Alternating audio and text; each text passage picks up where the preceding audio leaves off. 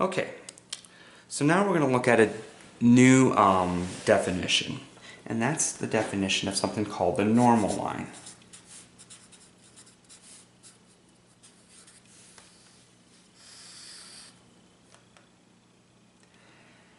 Alright, so if I have a curve, and let's say I have a point on the curve. Now we already know what the tangent line is, that's this. So this is our tangent. Okay. Now if you want to find the normal line, you basically go to that point on the curve and you find the line that's perpendicular to it. So we have the perpendicular line, that is the normal line. So let's write that definition out.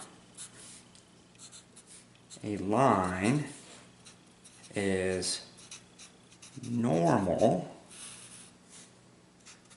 to a curve at a point if it is perpendicular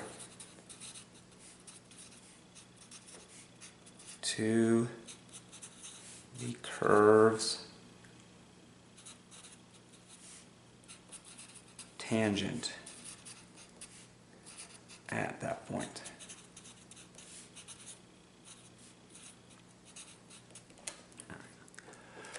Okay, so if you're ever asked to find the normal line, then you basically kind of figure out what the tangent line is, and then you just find the perpendicular line to that tangent, which we do know how to find perpendicular lines. We have experience with that from Algebra 1, Algebra 2, and Pre-Calc.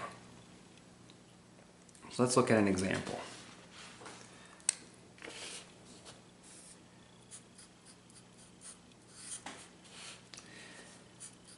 We are going to find the tangent and normal to the curve x squared plus xy minus y squared equals 1 at the point 2, 3.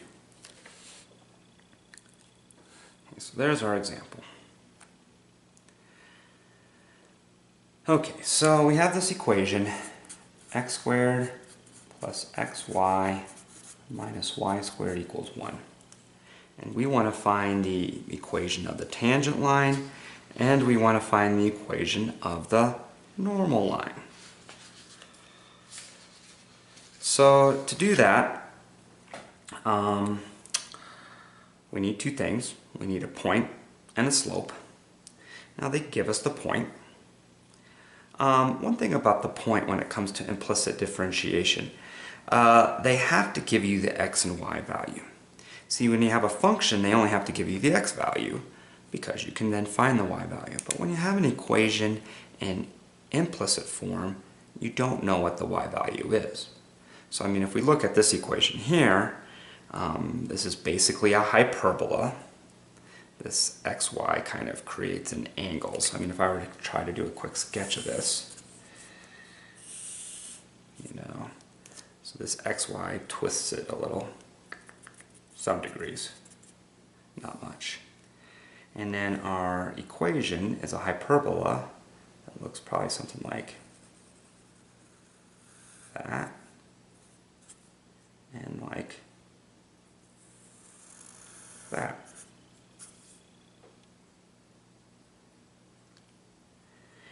And what happens is, let me do this, if you pick a point, like let's say this is the point 2, we don't have a function.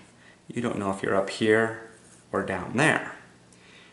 And so because you don't know if you are up here or down here, then you're not sure. They just can't give you x equals 2. They have to give you x equals 2 comma what the actual point is. So in implicit differentiation, Remember that you do have to get a point in order to find exactly where you are with tangents and normals. Alright, so back to our derivative. So we've got the point, but we need the slope. So to get the slope, we're going to have to take the derivative of this. And so let's go through it again. The derivative of x squared is 2x. Now at this point, we know it is dx dx, but we're not going to write the dx dx down. That's not necessary. I only did that for the first problem. Okay, now we do have a product rule, so we're going to add on, we have the first times the derivative of the second, dy dx, plus the second, y, times the derivative of the first, well, the derivative of x is 1, dx dx, which is also 1. Then we have the derivative of a negative y squared, which is a negative 2y, dy dx, and then the derivative of 1 is 0.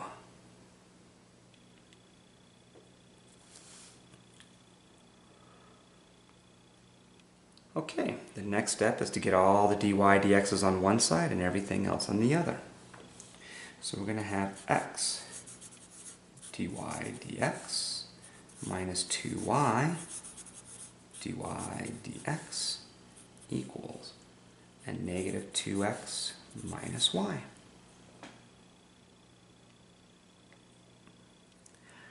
We then factor out the dy dx. So we have dy dx times x minus 2y equals a negative 2x minus y. And then we're going to divide each side by this x minus 2y. So we end up with dy dx equals a negative 2x minus y all over x minus 2y.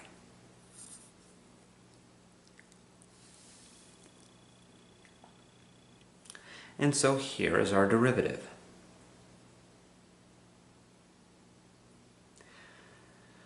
Okay, so the next thing we need is we need our slope. And from this, we'll be able to get the slope of the tangent line. So notice how this is going to be written out. It's going to be dy dx, I'm going to put a line here, for x equals 2 and y equals 3. So I get the 2 and the 3 from this slope up here, from the point up there, sorry.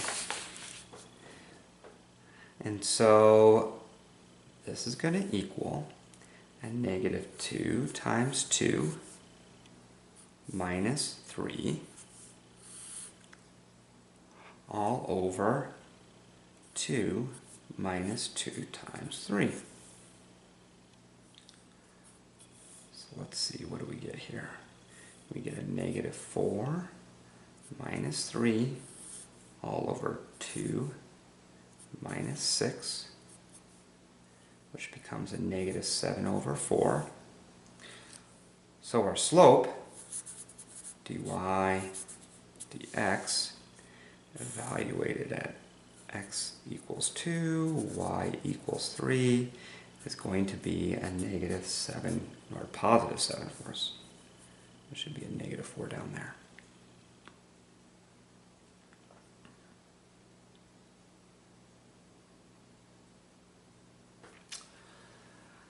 Okay, so now that we have that, let's go ahead and look at our tangent. So for our tangent line,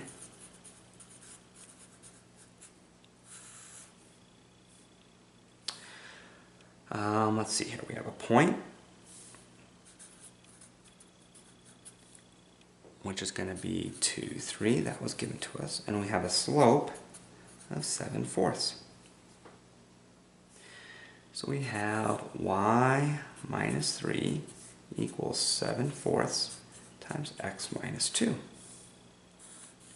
And there is the equation of our tangent line.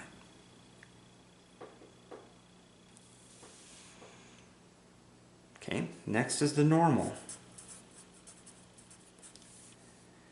So for the normal line, our point is 2, 3. And then our slope, if you remember, the difference between slopes of perpendicular lines is that they're opposite reciprocals of each other. So this is going to be a negative 4/7. And so we have y minus 3 equals a negative 4/7 times x minus 2. And there is the normal.